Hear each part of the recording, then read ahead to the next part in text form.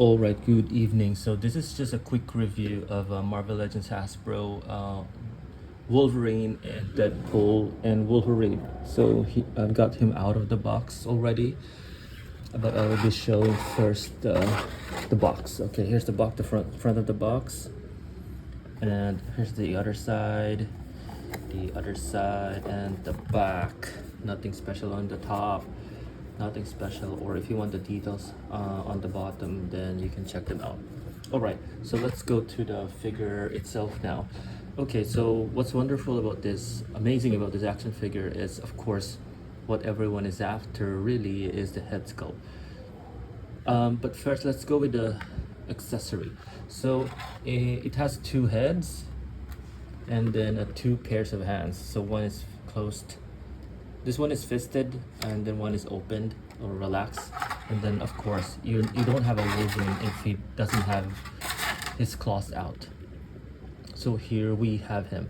All right, so first let's go with the what's really special here is his head. Okay, here's two of the two heads. So here Hasbro is improving through the years significantly. They nailed Hugh Jackman's likeness at 100%.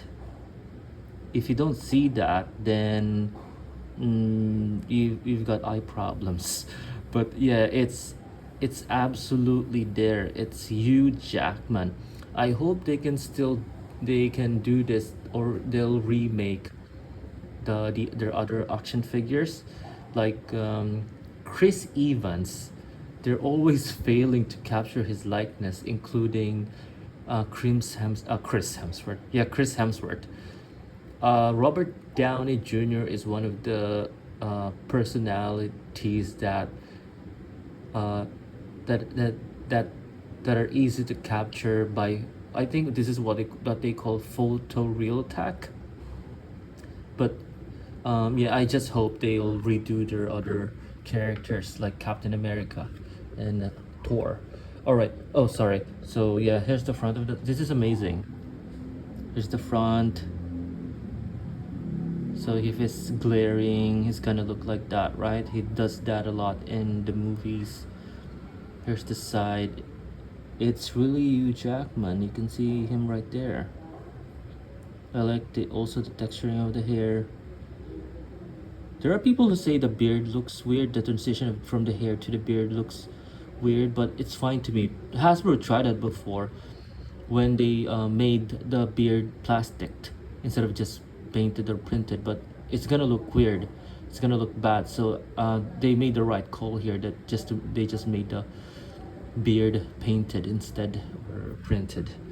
And here's the other here's the mask head. It's just okay. It's plain. What makes this figure special is, it's gonna put his head on. What makes this figure special is this is Hugh Jackman's, for playing the role for nearly or 25 years, or more than 25 years now, I guess. It's his first time to don. He finally donned the yellow suit. So that's what's making this what made this movie special, or this version of Logan special. So this is how it looks like, with a mask head on, and then with the Hugh Jackman head. Let's put him right there. There you go. It's gonna fix his shoulder. This is how it looks like. All right, so okay, let's go with the costume. So he's got a lot of texturing here, so Hasbro didn't go cheap with him. You can see this some kind of screw or something, dots here on his costume. I love the combination of the yellow and the blue. Then he's got this X-Men logo here on his belt, similar to Colossus, but it's in red. And he's got the shoulder pad. It's a separate piece. Here's the back. Like the details, the belt, the butt will be bad. He's got this wrinkles on his pants. He's got this pretty good ties, pants, the knees here. I love the boots. I like the color of the boots. How blue it is. The combination of the blue and black, and then yellow and, as you go up. You see. All right, so let's go with the articulation quickly. So for the head, you cannot really look up that much, just about that, and then he can look down just decently, just enough that you can make him look down, that is glaring like that, but not looking down that you can say that he's looking down, you know what I mean. And then you can look side to side, tilt his head, rotate, full rotation. Shoulders, he's got this butterfly joint. Because of the shoulder pad, he cannot really raise his arm. He cannot really make a T-pose, but that's just enough. It's not like you need to do anything.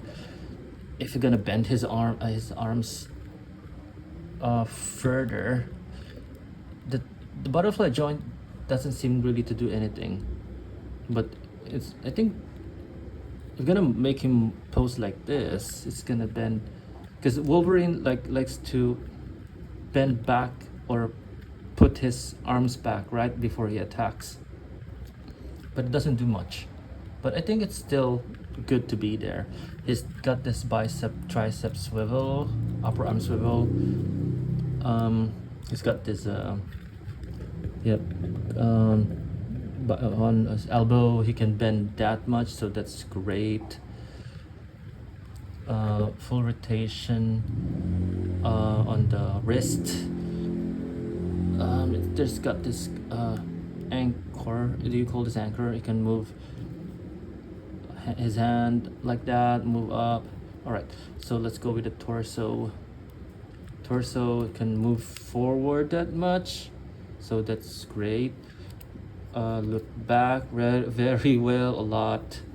So when he's doing this, he should be able to lift his head up further like Superman, but no, he can't, because when he's going to attack, you know, right, in the films, he's gonna bend his back like that. But no, that's the only downside of his action figure, I think. He has this swivel on his hips or waist. The legs, he can kick that much. Split, not a full split. He cannot kick back at all. That's okay. Then thigh swivel, bend knees. I can bend it this far, and then for the feet, yeah, same thing. Move up, move down, move back, forward, rotate it, or is it rocker, feet rocker, something.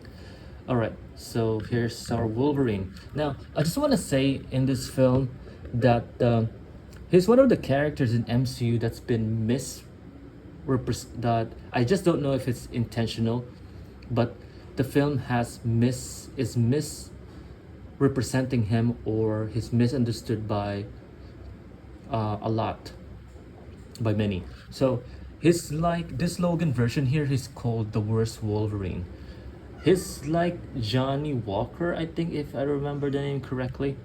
If you watch The Falcon and the Winter Soldier, there's the second Captain America after Steve Rogers, John Walker, I think, if I'm saying his name right. John Walker transitioned, is someone from the military, who transitioned from Captain America to eventually US agent. And then the other misrepresented character is in the one in Black Panther. The villain there is I can't remember, it's Mongol something. It's played by Michael B. Jordan. I can't remember the character's name. So Logan here, even though he's regarded as the worst Wolverine by the TVA, by himself, by his universe, but it's not his fault. But he's having survivor's guilt. He's guilty that the X-Men died, as if it's his failure that the bad humans, finally were finally successful to kill the X-Men, wiped out the X-Men, and then what happened was then he got this maybe killing spree, or he also killed innocent people out of anger. That is understandable, but I'll say that is understandable but not justifiable, because some humans and some mutants have been having this animosity between each other, right? So this is where it puts them in a dilemma. So you're either on the side of Charles Xavier or Magneto or Eric. So now Wolverine here is a character. If you've been following the lore from the beginning, Logan has been the person who just wants to be alone. He's regarded by his teammates and other fellow mutants, and even also humans, some humans, as an animal. He's like a predator, a solitary predator. He wants to be alone. He needs to be alone. He's one of the guys that who just wants to get by. You know what I mean? He's not really he's not a leader material, but the X-Men keeps pushing him to be part of the team. It's not wrong, but that's his nature. Now he's being blamed. He's blaming himself when the X-Men died. The reason why he was that died, the reason that they think that it's his failure, that it's his fault, because the humans attacked when Logan was away and drinking or drunk. That's the reason why he's regarded as a failure in that film. You know what I mean? It's not like that he will always going to be with the X-Men, to be paranoid that when humans will attack. You know, it's not realistic for me. It's not justifiable to blame him because of that. But yeah, that's when the film is trying to put him in a bad light, when indeed he's just a victim of his circumstance. Now, going back to the villain in Black Panther, the villain there the film was trying to pose him as a victim of Black Panther's father, that he's a created monster. But he's not. I think he's just an evil person. He's just bad person, that he's just victimizing himself, that he can justify the killings or whatsoever. The same thing with Johnny Walker, the US agent, second official Captain America. He's a good person. It's just that he's relatable, that he needed to fill a big shoe of Steve Rogers, that he's going through certain challenges. But the main characters, Bucky and Sam, were being such assholes that they're not giving him a chance to be the Captain America in his own way. So it's like that.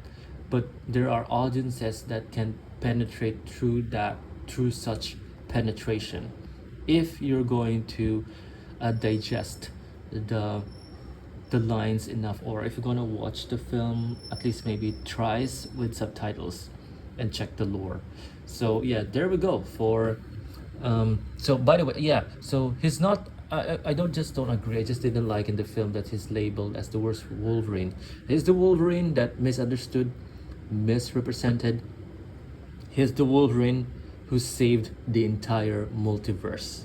So there we go. This is the review of the action figure, and with a bit of spilling out. So anyway, good evening and thank you for watching.